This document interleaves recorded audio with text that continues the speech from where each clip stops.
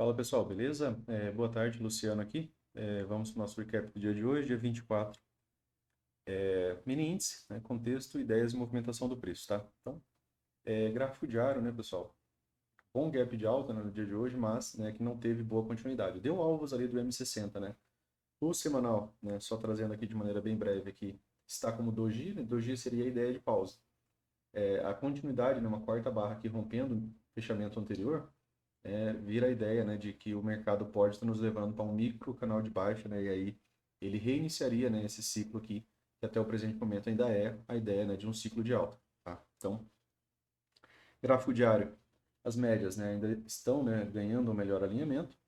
Para que a gente tenha, né, algo para baixo, a gente precisa de rompimento, né, e continuidade, né, rompimento, gap aberto, para que haja, né, a projeção desse grande pivô aqui para baixo.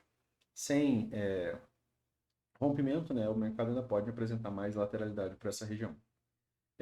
Mercado quase fechando agora, né, então a gente tem aqui uma barra que fecha, né, sobreposta, ela fecha dentro da barra anterior.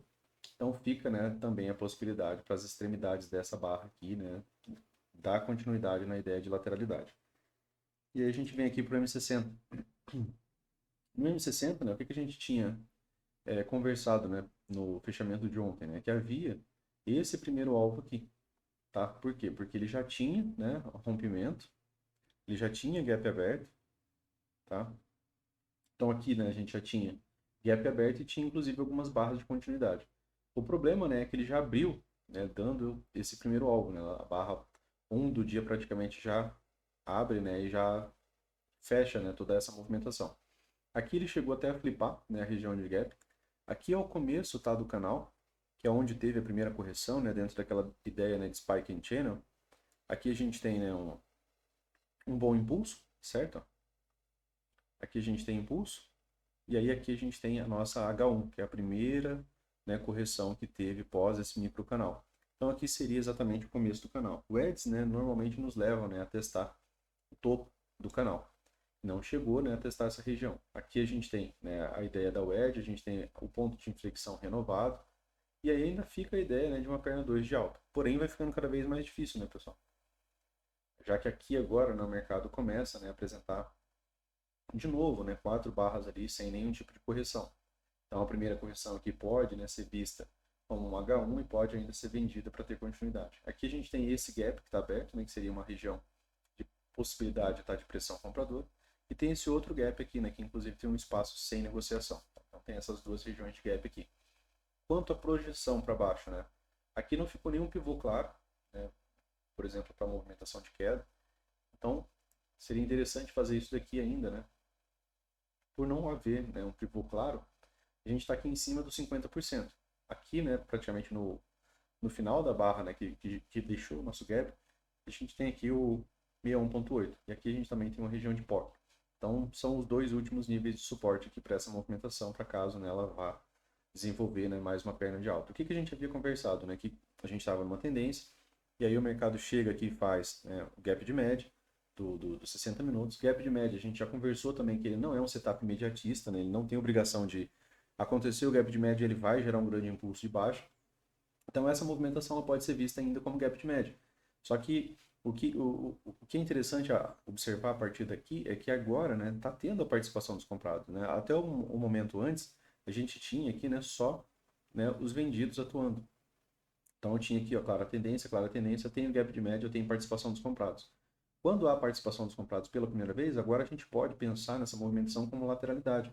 Então há, né, possibilidade de você estar comprando baixo pensando na ideia da MTR. Agora há, antes não havia. Tá? Então, pós-gap de média, fica, né, a possibilidade de que agora, né, comprados e vendidos possam ganhar dinheiro e o mercado pode iniciar o ciclo, né, de uma lateralidade nessa região. E aí, lateralidade, né, pode gerar uma nova, né, tendência. Tá? Lateralidade sempre gera uma tendência, então a gente tem que ter isso em mente. Tá? No 15 minutos, pessoal,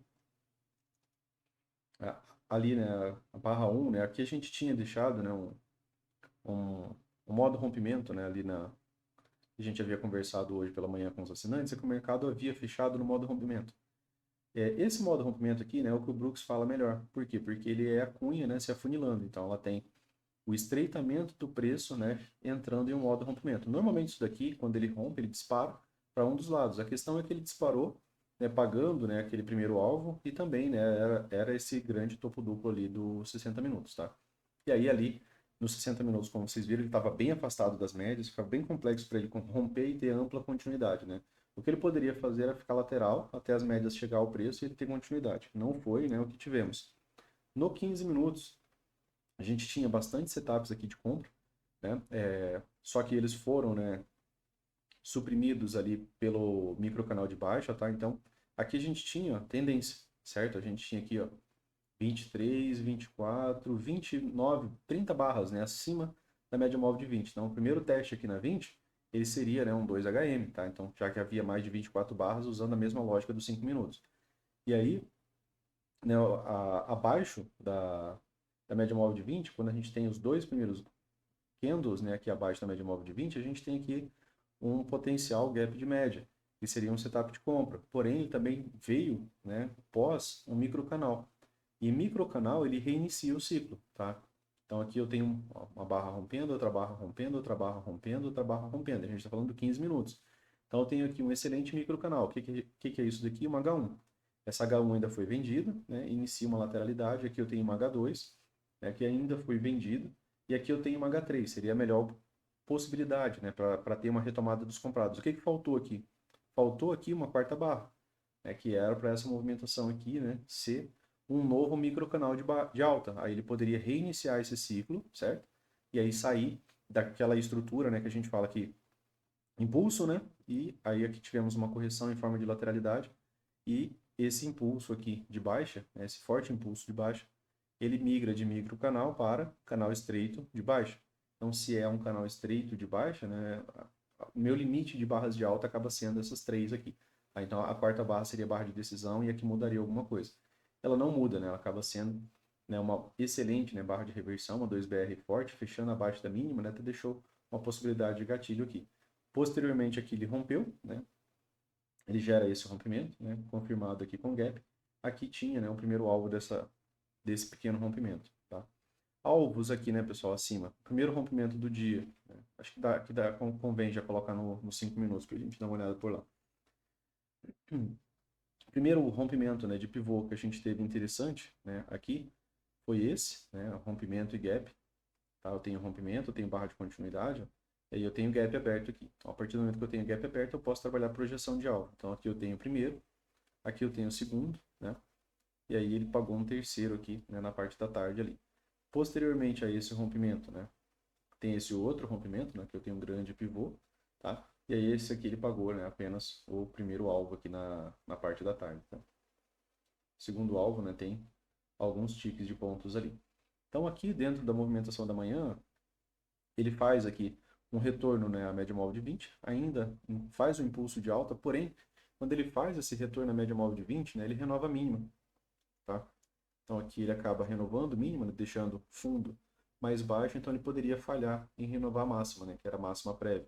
Então quando ele muda essa estrutura, a maior parte do tempo ele passou dentro da barra 1, quando ele muda essa estrutura, quando ele volta a subir, o que, que pode acontecer? Ele pode falhar em renovar a máxima até então era a máxima do dia, né? Se ele falha em renovar a máxima, ele poderia novamente vir renovar a mínima. Uma possibilidade de compra, né, seria uma wedge, né, que você tinha a mínima, outra mínima e mais uma mínima, porém ela também veio, né, formando aquele ciclo forte. E aqui também não teve mais correções. Não tem máxima de barra vindo acima de máxima de barra.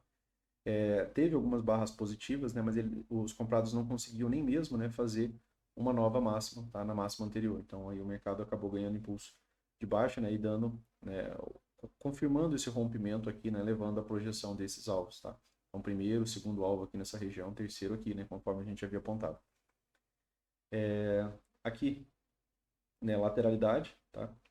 A questão aqui é que tinha virado um ciclo extremo, né, no 15 minutos, e é o tempo maior, então é o tempo que você precisa, né, ter como parâmetro. Então, se ele virou microcanal no 15, né, a melhor ideia lá do 15 minutos seria a H3, né, e a H3 aqui nos 5 minutos, né, até gerou um microcanal, né, só que lá no 15 era o canal estreito de baixa, então ele não conseguiu gerar influência suficiente para mudar o ciclo lá no 15 minutos. Depois ele volta, né, para a movimentação de baixa, ele falha ali né, na região de 50% do dia, tá? Só para trazer o FIBO aqui para vocês. Aqui é 38,2, tá? Se você medir de toda essa perna aqui até essa movimentação, aqui é o 38,2, aqui é o 50% nessa linha pontilhada. Vê o app do dia, né, e aí ele encontra de novo pressão dos vendidos, né, e aí volta para uma movimentação de baixa, dando, né, o primeiro alvo dessa movimentação. E aí volta de novo, né, microcanal. Aqui H1, tá? Aqui H2, H3 não desenvolveu, aqui na verdade H3, né? E aí a gente está agora de novo, né, em uma tendência de baixa aqui nos 5 minutos. Por que tendência? Porque desde que o preço veio trabalhar abaixo da média móvel de 20, eu já tenho mais de 20 barras. Então, as mesmas regras aqui para amanhã. Então, para o mercado desenvolver algum movimento de alta, ele vai precisar do quê? De um gap de média. Pode gerar a ideia da MTR, exceto se, né, for um microcanal, que é um ciclo forte, conforme a gente viu no 15 ali. E ele inviabiliza, né, a ideia de uma forte movimentação contrária. Beleza? Então, para o vídeo de hoje era isso, pessoal. Boa tarde e até mais. Valeu!